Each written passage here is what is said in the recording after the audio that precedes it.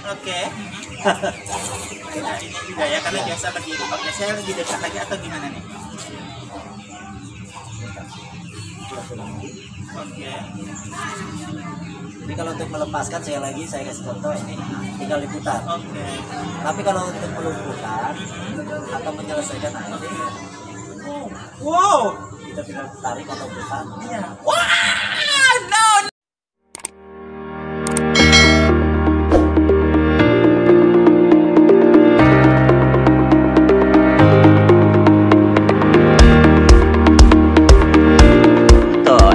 Gitu. Thank you so much.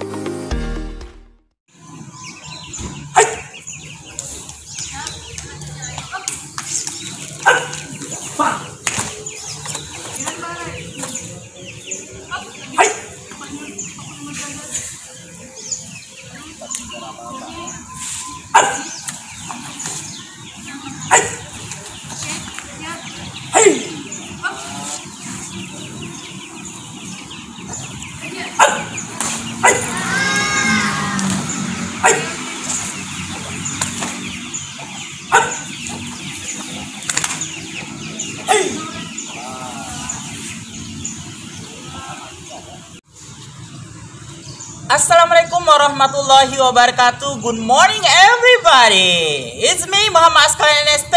Welcome to Dunia Aska. Wow. Hello everyone. I'm so happy. I'm so excited for today because it's something like different ya. Karena biasanya tuh kan kita kayak bicara puisi, kemudian motivasi juga. Nah, kali ini sih termasuk motivasi sih, bagaimana beliau selama bertahun-tahun bisa bertahan menjadi seorang guru karate. Actually, everybody must be curious about that. Oke, gak sabar lagi ya, tunggu aja sebentar lagi ya. Oke. Wow, kayaknya saya sudah berbakat sekali nih. Kayaknya saya sudah bisa nih. But actually not like that, because if you want to become someone like yang kayak gitu tuh kayaknya memang harus ada ilmunya banget ya. Dan gue nggak gitu banget. Kalau baca puisi mungkin bisa ya. Oke pemirsa, akhirnya kita ketemu nih sama seseorang yang udah kita bahas-bahas dari tadi tuh di pembukaan tadi. Nggak kepo-kepo lagi kan? Hari ini kita bakal bercerita tentang bagaimana motivasi beliau menjadi seorang guru apa Pak? Guru pelatih karate. Udah guru pelatih lagi. Jadi guru karate ya, pelatih karate ya. Oke. Assalamualaikum. Waalaikumsalam warahmatullahi wabarakatuh. Oke. Ini senang banget nih karena ini adalah yang pertama sih kalau memang kita mendampingi yang guru karate dan memang ada bapak muridnya gitu. Jadi kalau biasa tuh kita ada juga yang kayak pesilat gitu, ada beberapa tuh ada, tapi yang benar-benar nih ada ininya nih, ada bawa masanya nih gitu kan. Mungkin sebelum jauh bercerita panjang lebar perkenalan dulu. Baik. Assalamualaikum warahmatullahi wabarakatuh. Salam karate. Os. Oh, gitu. Bisa diajari kayak anak? Os. Os gitu ya. Mungkin kita lebih kompak deh. Kayak mana tuh? Salam karate, os gitu. Oke. Bisa di ini kan? Assalamualaikum warahmatullahi wabarakatuh. Salam karate. Os. Wow. Nah ini os ini saya penasaran. Os ini apa sih gitu kan? Itu apa tuh? Apa itu os itu? Ini sebenarnya ungkapan atau kata-kata pembukaan sebelum kita memulai suatu kegiatan. Jadi kita mengucapkan kata-kata os. Os gitu ya. Itu penghormatan. Os itu penghormatan untuk siapa nih penghormatannya nih Pak? Untuk orang yang ada di depan kita atau di hadapan kita. Oh gitu ya. Oke. Nah tadi udah perkenalan belum ya? Oke, perkenalan dulu. Baik. Assalamualaikum warahmatullahi wabarakatuh. Waalaikumsalam warahmatullahi wabarakatuh. Nama saya Zalik Hamidi. Saya bekerja di Dinas Kesehatan Provinsi Riau. Lebih kurang sudah 14 tahun. Jadi di waktu luang saya juga melatih karate yang kita latih anak-anak ini mulai dari usia dini sampai dewasa rata-rata ya. Rata-rata lebih kurang anak-anak yang kita latih dengan jadwal 3 kali seminggu ya, dan jadwal 3 kali seminggu. Jadi kita harapkan anak-anak yang kita latih ini bisa menjadi anak-anak yang memiliki mental, fisik, dan sportivitas yang tinggi. Wow, itu banyak banget nih yang bakal didapatkan kalau bergabung menjadi ini anggota karate ya. Nah ini sebelum saya nih salah-salah ngomong nih takutnya nih ya, ini dipanggil Pak apa nih? Kalau pelatih karate kita dipanggil senpai. Senpai gitu ya. Jadi kalau pelatih karate itu dipanggil senpai. Kalau di dalam ini lingkungan sehari-hari biasa dipanggil apa? Panggil tadi kan namanya itu kan ada 2 suku kata tuh ya. Jadi dipanggil Saya dipanggil Zalik. Oke, Pak Zalik ya. Senpai gitu nih, kayak saya ini kan bukan orang yang di karate yang terlalu ngerti juga. Memang nggak ngerti sama sekali sih, tapi kita panggil aja senpai karena kita sedang mengundang ini nih. Nah, nih pastinya nih sudah 14 tahun ya mendalami dunia karate. Kita pengen tahu nih sejarah, kita mundur lagi nih ke belakang. Awal mulanya nih belajar karate itu gimana? Saya berlatih karate mulai dari SD. Kebetulan kami kakak beradik ada 7 orang dan 5 orang kita yang memang bawa orang tua atau dimasukkan sama orang tua untuk mengikuti belajar karate, karena menurut orang tua kami sekarang mulai dari kecil sampai dewasa kita harus punya bela diri.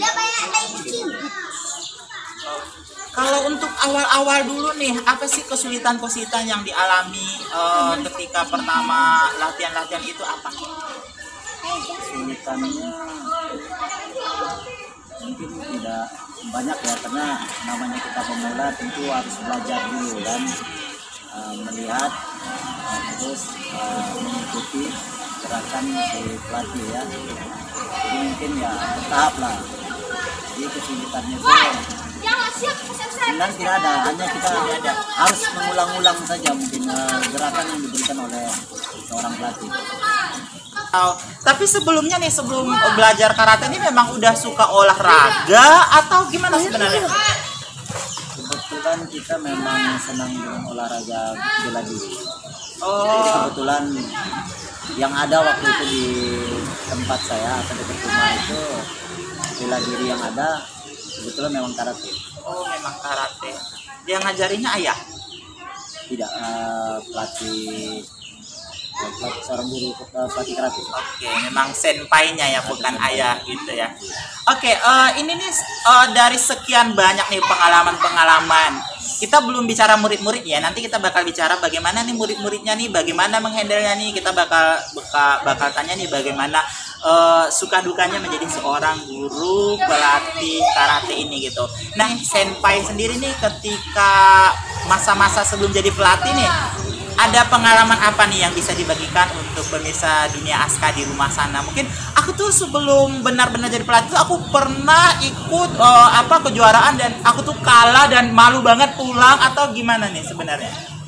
Ada cerita-cerita itu nih sebelum jadi pelatih yang profesional sampai sekarang ini. Memang untuk menjadi seorang pelatih kita butuh pengalaman ya, saya rasa, karena untuk menjadi seorang pelatih itu memang punya skill atau kemampuan yang baik dan matang lebih dahulu ya, saya rasa seperti itu. Jadi saya berlatih dari SD, saya berjalannya waktu SMP, SMA, dan saya mengikuti beberapa kejuaraan, mulai dari kejuaraan daerah sampai kejuaraan nasional. Memang butuh waktu ya, saya rasa untuk bisa mencapai suatu prestasi. Jadi memang latihan rutin saya rasa yang saya lakukan waktu itu sebaik mungkin, sampai akhirnya saya mengikuti beberapa kejuaraan memang kejuaraan tersebut ada yang kalah, ada yang menang. Yang kalah dulu satu nih, di mana nih? Kapan nih kejadiannya, di mana nih? Saya ingat waktu mengikuti kejuaraan daerah, waktu itu saya masih sabuk kuning. Jadi saya ketemu dengan sabuk yang lebih senior dari saya. Sabuk apa tuh? Sabuk coklat. Oh. Saya waktu itu masih sabuk kuning. Jadi saya ngikutin kejuaraan tersebut. Cuma karena saya merasa bisa untuk melawan dalam pertandingan tersebut, saya lawan terus dengan teknik seadanya. Iya. Namun beberapa kali main, akhirnya saya kalah. Oh, sedih banget.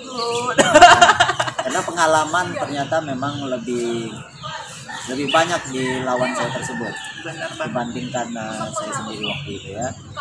Cuma dari kekalahan tersebut saya semakin terpacu ya, saya semakin terpacu ke depannya. Saya lebih rajin lagi latihan,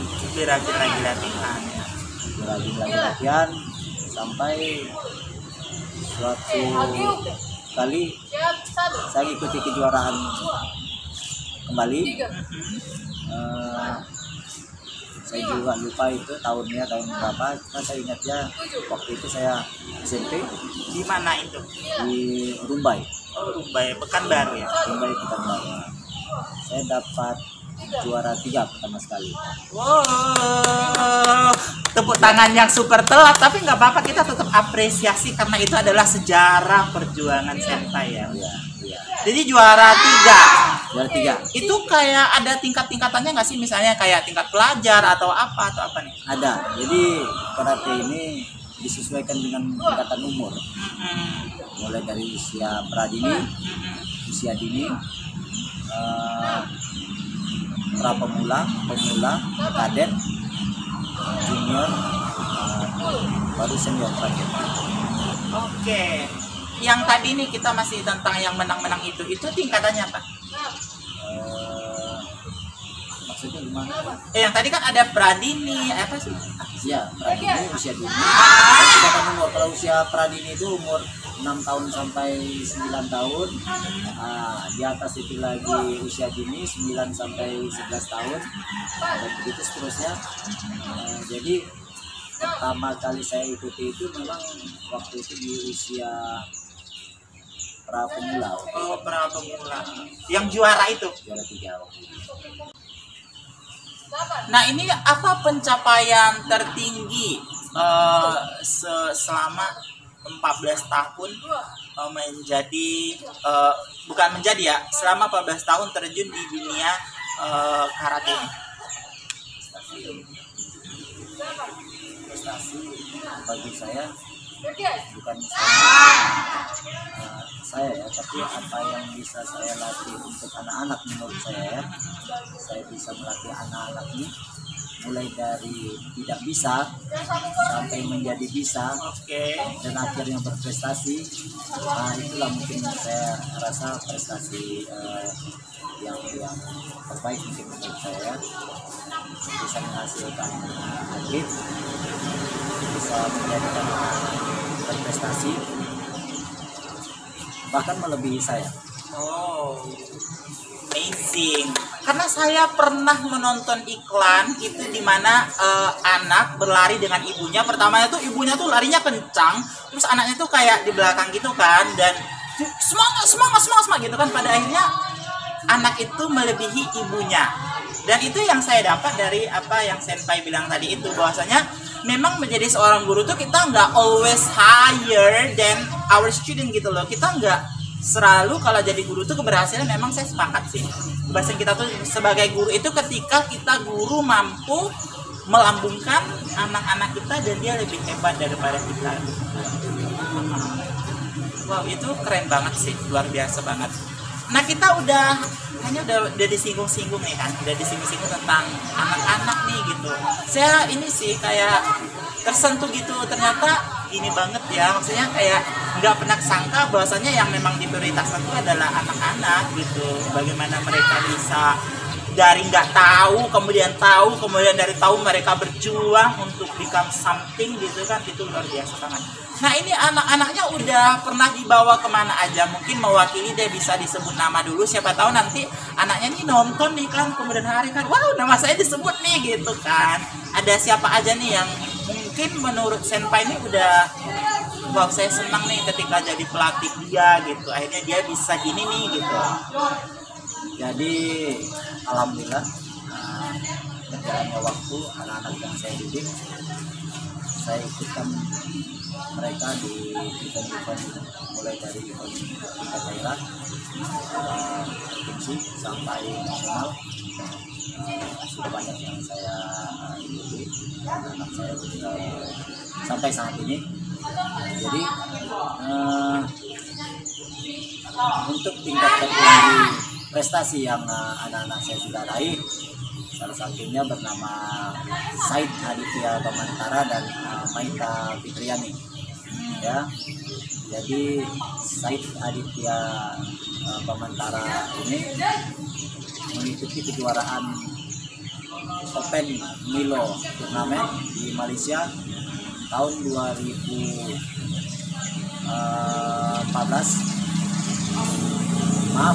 itu di Malaysia, ini meraih prestasi juara 1. Wow, itu amazing banget, itu mengharumkan nama negara kita nih, Indonesia Raya, luar biasa ya. Wow. Satu lagi bernama Maita Fitriani juga di tahun yang sama 2018 itu meraih juara 3 di kelas Umite, sama dengan Said Aditya Bamantara yang tadi ya. Amazing, luar biasa banget. Nih gimana nih rasanya? Wow, udah ternyata bisa loh anak saya tuh kayak internasional juga bisa di Open Milo ini, jadi kayak wow juara 1 gitu loh. Pernah kepikiran gak sih, atau memang ini pasti juara 1 nih gitu sebelum berangkat tuh kayak mana sebenarnya? Saya nggak terbayang ya untuk anak-anak didik saya ini bakalan meraih juara apa nantinya, bakal menang atau kalah. Juga saya tetap memotivasi setiap anak-anak yang akan mengikuti kejuaraan, saya memotivasi anak-anak bermainlah yang baik sebaik mungkin ya. Insya Allah kalau kalian bermain baik, bermain bagus, insya Allah hasilnya juga pasti bagus. Itu yang saya ingatkan setiap anak-anak saya akan turun ya, bermain bagus sebaik mungkin dan fokus. Nah, itu saya rasa yang saya ingatkan ke anak-anak. Jadi mungkin dengan begitu anak-anak ini di saat bertanding mereka bisa meraih hasil yang baik ya. Alhamdulillah berhasil baik anak-anak. Saya penasaran nih, kan dia kayak kata baik tadi itu, anak-anak tuh disuruh untuk berlatih dengan baik, bertarung dengan baik gitu. Baik ini kan sebuah kata yang kalau kita gambar itu nggak gambar gitu. Nah ini saya pengen tahu nih baik yang seperti apa yang dimaksud di sini. Jadi baik yang dimaksud di sini yaitu dia fokus. Jadi saat bertanding itu dia fokus menghadapi lawan. Jadi siapapun yang dihadapi dia lawan terus ya, dengan teknik yang dia punya. Jadi dia tidak fokus kemana-mana, dia hanya fokus ke lawannya tersebut. Jadi salah satu kunci menjadi pemain yang baik adalah stay fokus ya. Pokoknya fokus aja dengan apa yang telah dimiliki, teknik-teknik yang sudah diajarkan itu diamalkan banget ketika kita sedang bertarung. Oke, ini udah 14 tahun. Wow, ini setia banget sih 14 tahun itu gitu. Ada apa nih di balik itu? Kenapa sampai 14 tahun itu masih kayak semangat gitu? Pagi-pagi tadi saya lihat semangat banget gitu kan. Kayaknya saya masih dalam mimpi. Senpai ini udah wah ini kan bakal melatih nih gitu kan. Saya datang sini lihat semangatnya itu kelihatan gitu. Padahal udah 14 tahun. 14 tahun itu kan udah sesuatu yang lama banget. Bagaimana nih kita bisa bertahan dan kita masih tetap semangat sehingga ya anak-anak kita bakal gimana gitu. Apa nih kuncinya nih? Yang pertama niat ya, saya rasanya jadi itu kita banyak olahraga. Pertama saya terapkan untuk diri sendiri, kita ingin sehat. Kalau ingin sehat ya berolahraga ya, karena saya cinta di olahraga karate, jadi saya nikmatin kegiatan ini, saya nikmatin latihan ini ya, insya Allah juga banyak manfaatnya. Oke. Pertama untuk diri sendiri ya, mungkin juga untuk yang lain nantinya. Itu mungkin saya rasa Niat ya. Oke. Ini punya pertanyaan yang rada-rada mematikan. Sampai kapan Pak Senpai ini akan melatih orang-orang? insya Allah selagi badan saya masih sehat, saya akan terus berlatih dan melatih, insya Allah. Wow, berarti bukan hanya melatih ya, tapi juga Berlatih juga. Wah, luar biasa banget. Ada nggak sih perubahan yang dialami mungkin secara energi mungkin menurun atau gimana antara 10 tahun yang lalu dengan sekarang? ya mungkin saya pikir karena umur juga bertambah, jadi stamina dan fisik tentu semakin menurun. Cuma semangat yang tidak pernah menurun saya rasa. Wah, Semangat itu tersebut yang membuat saya tetap sehat sampai saat ini. Alhamdulillah. wow, luar biasa banget. Saya pernah sama bukan kakak angkat, bukan apa sih, tapi kakak senior gitu, dia bilang begini, life without any spirit is look like a skeleton walking gitu. Hidup tanpa semangat itu kayak skeleton tuh apa? Rangka yang berjalan gitu. Itu kan kayak mengerikan banget ya. Iya. Dan kayak kebayang nggak sih kalau rangka tuh tanpa ada daging-daging nggak bisa berdiri juga kan? Oh, jadi itulah alasan gitu ya untuk senantiasa terus ini ya melatih itu tuh semangat tadi itu Semangat gitu. tadi, ya. Usia boleh berubah tapi semangat nggak boleh berubah gitu. Karena semangat itu inside di dalam diri ya. Iya, iya. Wah, jadi mungkin pemirsa Dunia Aska yang wah kayaknya saya harus mencoba nih, saya bakal coba latihan nih, cari guru nih yang bakal mungkin ngajari aku karate gitu. Ada nggak sih hal-hal yang perlu diperhatikan sebelum seseorang itu memutuskan untuk menjadi peserta karate atau anggota karate atau menggeluti dunia karate untuk yang dari nol banget? Jadi untuk pemula yang ingin mengikuti bela diri karate, saya akan bertanya dulu ke si anak, ini latihan karate atas suruhan orang tua atau keinginan diri sendiri? Oke. Kalau memang keinginan diri sendiri, silakan. Setelah itu saya tanya lagi orang tuanya. Orang tuanya juga mendukung atau tidak ya, atau karena keinginan anaknya saja. Jadi harus dua-duanya saling mendukung. Si anak suka, orang tua mendukung. Jadi kalau dua-duanya ini ada atau saling mendukung, insya Allah anak bisa berprestasi ke depan atau bisa bagus. Oke, tapi saya out of the box. Ada nggak sih anak yang misalnya aku pengen banget, terus orang tuanya jangan nanti kamu luka-luka, atau sebaliknya ibunya ayo kau masuk karate biar kau hebat begini, tapi anaknya kayak no spirit about that. Ada nggak sih pernah pengalaman gitu tapi akhirnya anak itu menjadi? Ada sih beberapa pengalaman seperti itu memang. Jadi anaknya mau ya, anaknya suka ingin bela diri karate, cuma orang tuanya hanya tidak mendukung sepenuhnya. Jadi ada dua pertandingan yang akan pertandingan apa yang dikuasai oleh anak, satu kumite, satu kata. Kalau kumite itu sifatnya kontak fisik, kalau yang kata itu sifatnya hanya gerakan atau jurus. Oh, itu namanya kata. Kata Saya itu pikir atau berbentuk gerakan-gerakan atau aplikasi dari gerakan.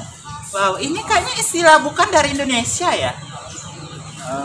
Karate dari Jepang. Dari Jepang. Balik ke ini ke orang tua tadi atau ini eh, kalau ada beberapa orang tua tidak suka anaknya ini kumite atau sparring atau kontak fisik. Oke. Dia hanya ingin anaknya hanya olahraga saja atau melakukan gerakan karate saja.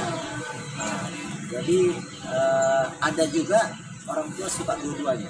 Oke. Ya, dia suka gerakan kata dan gerakan kumite atau sparring atau kontak fisik. Ya, jadi saya pikir sebenarnya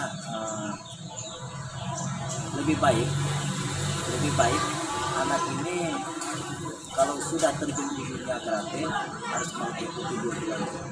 Ya, bisa di kumite, bisa di kata. Jadi saya rasa orang tua juga harus mendukung ya kegiatan ini. Karena setelah anak ini kita masukkan ke dunia karate, ya kita ikuti aturan-aturan yang ada. Insya Allah kalau anak-anak ini kita dukung ke depan bisa menghasilkan atlet yang terbaik. Saya rasa gitu. Oke, tapi kita belum dapat mana nih kisah yang pernah orang tua Atta ini tuh nggak nyambung tapi akhirnya anaknya jadi.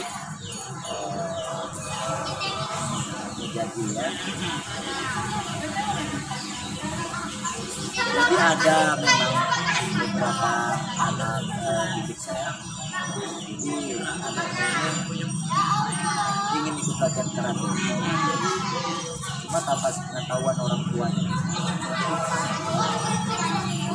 Jadi ya boleh saya izinkan waktu itu ikut latihan dan berjalannya waktu.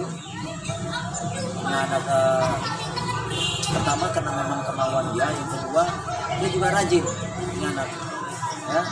Orang tuanya hanya sekedar tahu cuma tidak mendukung waktu itu ya.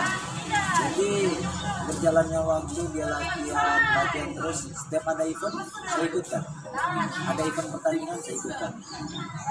Alhamdulillah berhasil anak tersebut ya. Bahkan sebenarnya dia udah disuruh berhenti sama orang tuanya waktu itu. Cuma karena kemauan keras dari si anak atau memang kemauan dari dia, alhamdulillah di waktu pertandingan dia mendapatkan hasil yang baik ya. Termasuk salah satunya ada pelatih atau anak murid saya namanya Maika Fitriani. Dia tidak ikut karena sama orang tua. Cuma kuat ya, latihan prestasi, alhamdulillah dia bisa menghasilkan untuk kejuaraan tertinggi itu ya kejuaraan pertempuran Milo di Malaysia 2018 kemarin. Oke, berarti yang bisa saya tangkap adalah memang di kasus ini si Maita ya.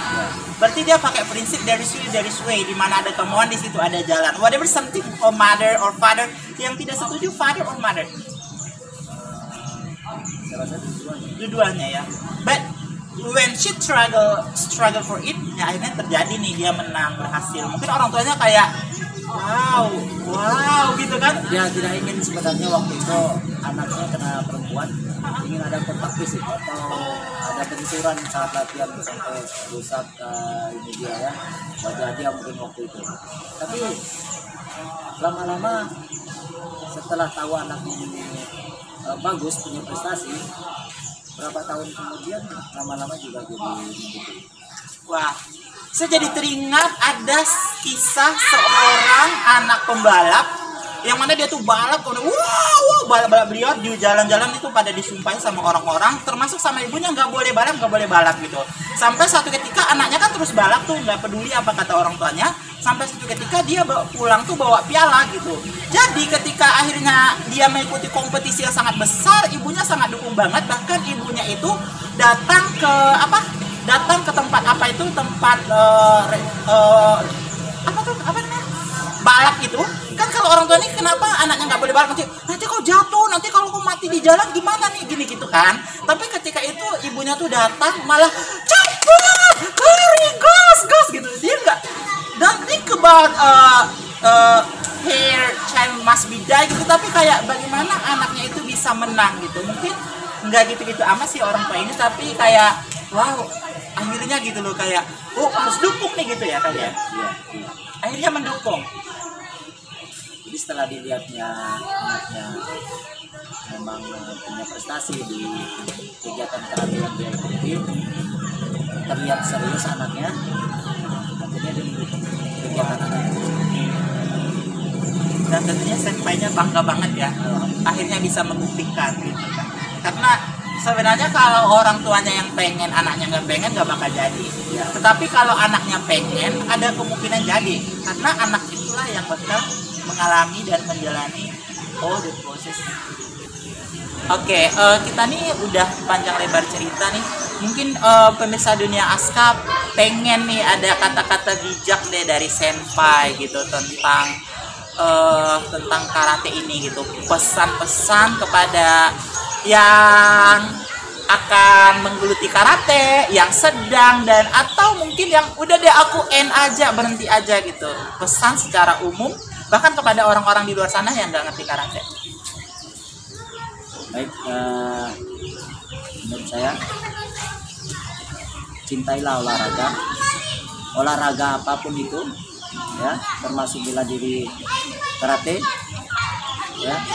Pertama, dengan olahraga kita melatih pribadi kita, fisik terjaga, mental bagus ya, sportivitas pasti ada, insya Allah.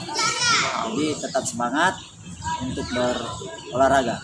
Wow, itu saya tuh gitu, karena saya bukan tipe orang yang suka olahraga, tapi kayaknya olahraga memang wajib ya, karena kita dalam diri yang sehat terdapat jiwa yang sehat. Oke, saya pengen diajarin nih, kita sambil duduk aja, nggak usah berdiri karena takut nanti saya kan nggak ada peregangan, nggak ada pemanasan, takut gimana. Mungkin ada gerakan yang pengen diajari saya gimana gitu, atau cara mengepal tangan atau gimana nih, sambil duduk aja. Sambil duduk aja. Iya boleh. Sambil duduk, oke. Perhatikan. Contoh kecil, seandainya kita dipegang sama lawan, silakan Aska pegang sama tangan kiri. Oh, tangan kiri. Nah. Oke, ya silakan. Pegang, oke. Oke, kembali ke gini. Oh, aduh, maaf pemirsa, megang aja nggak pandai, gimana nih? Oke, ya, pegang. Oh, di sini. Ya. Oke, siap. Ini salah satu pegangan yang sering dilakukan dalam kondisi kita terdesak, ya, bisa di mana saja dilakukan seseorang terhadap diri kita, ya. Saat kita dipegang seperti ini, kita jangan menariknya.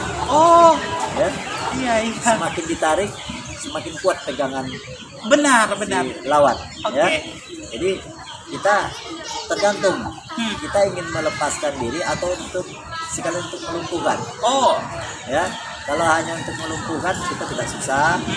Ya, ini oh, tinggal diputar saja. diputar. Oke, baik. Ya, perhatikan. Di sini ada dua jari, ya, jempol sama ini yang lebih untuk menggenggam tangan seseorang atau tangan kita hanya memutar. Oh, Dengan memutar langsung lepas. oh iya. Ya.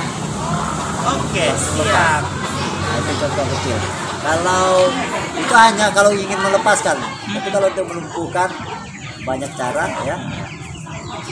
Tetap putar juga. Ya. Bisa diputar, bisa tidak. Ini apa ini? Oke. Ya, ini juga ya, karena Ya. biasa berdiri. Oke, saya lebih dekat lagi atau gimana nih? Ya, pegang lagi. Oke. Jadi kalau untuk melepaskan, sekali lagi saya kasih contoh ini, tinggal diputar. Oke. Tapi kalau untuk melumpuhkan atau menyelesaikan, nah ini Wow. kita tinggal tarik atau putar. Iya. Wah, no. I can amazing. Oh my god. Wow, memang luar biasa. Itu memang gitu langsung kayak gitu. Jadi gerakannya juga harus cepat. Harus cepat. Iya. Gimana nih? Saya coba gimana? Saya coba ininya tadi yang muter aja deh, yang muter. Putar. Tangan mana? Oke, ini bisa. Oke, jadi saya mutarnya ke sini, Ya, ke dalam. ke dalam. Sambil diputar. Gini ya. Ya, Oke. tapi jangan ditarik. Kalau Oh, tarik- jangan ditarik. Ah. Jadi langsung. Kalau ditarik makin kuat pegangan. Oh, jadi kayak mutar gitu Ya. Begitu ya. Nah, ya betul. Oke. Oke, mungkin lebih ini lagi ke depan kamera lagi. Sedikit lagi di sini, Pak. Oke, ini udah kayaknya udah apa banget ya. Saya tuh kayak wow, amazing banget ternyata ya gitu. Banyak hal-hal yang sebenarnya yang perlu kita pelajari tentang karate ini juga berkaitan dengan hidup pastinya kan. Ini terakhir nih, masih ada pertanyaan ternyata pemirsa. Bagaimana sih karate ini kemudian menjadi sesuatu dibawakan ke dalam kehidupan kita? Karate dibawakan ke dalam kehidupan kita sehari-hari. Saya rasa banyak manfaatnya, banyak keuntungan yang kita dapatkan. Pertama, orang yang mengikuti karate selain badannya sehat, dia mempunyai mental yang bagus, ya. Dia mempunyai mental yang bagus karena di latihan karate diajarkan mental dan sportivitas. Jadi saat menghadapi seseorang, menghadapi orang, dia akan mempunyai mental yang tinggi, ya. Yang tinggi saya rasa. Oke, memang kita nggak bisa hidup tuh secara sepotong-sepotong. Kalau kita jadi karate, udah karate aja. Tapi how the way we can implement it to our daily life gitu. Bagaimana kita mengimplementasikannya ke dalam kehidupan sehari-hari kita, ya kan? Oke, Senpai, terima kasih banyak telah hadir di Dunia Aska. Ini luar biasa banget. Mudah-mudahan orang-orang yang di luar sana nih terinspirasi dengan video ini, terinspirasi bagaimana menjadi seorang guru yang baik, bagaimana dan karate ini bisa dibawakan ke dalam kehidupan kita gitu. Dan sebenarnya yang terpenting adalah di mana ada kemauan, di situ ada jalan ya.